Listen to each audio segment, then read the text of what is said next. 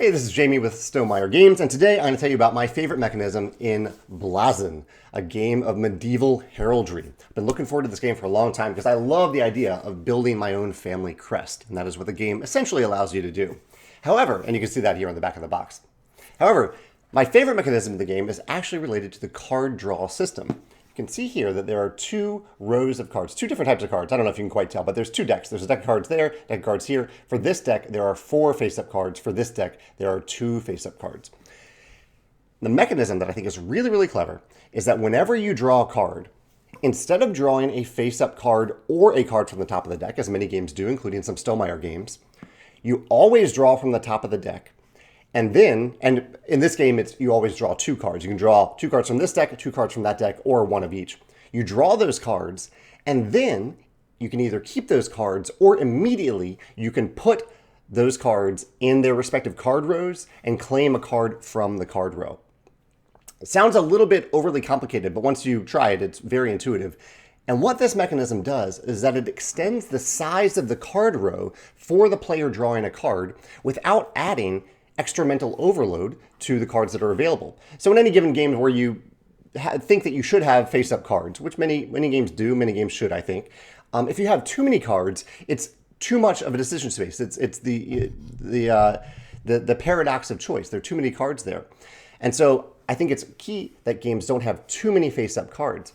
But by adding this mechanism to it, where you're drawing from the deck and then deciding if you want that card or one from the card row, for the player in that moment, you're giving them a little extra information that the other players don't have. And also by doing this, you remove as much of a need for cycling out these card rows. Because sometimes in games you have mechanisms to say, okay, flush out this card row, refresh this entire card row, put some other cards there. But that can be problematic in games because sometimes certain players are hoping that one of these cards will come back to them. So I'm waiting for my turn so I can get one of these specific cards. And if you refresh that card row too often, then I'm losing that opportunity to get a card that I want. I think it's okay to have sometimes, but not too often. This mechanism counters that as well because players are always seeing more cards than are available in the card row. And I found while playing Blazon that oftentimes I would focus on one of these cards. I would want one of these cards, but I'd see the top card of the deck because that's what the game said I had to do, just in case there's something better. And so I would see that top card. Usually it wasn't something better, sometimes, but not always. And then I would replace it with a card that I really wanted. That keeps that card row fresh. It keeps it cycling. And it lets you always dig a little deeper into this deck than you would otherwise if you're only choosing from the face-up cards or just when you draw a random top card that you're stuck with that card. I thought this was a really, really clever card draw mechanism combined with a card row.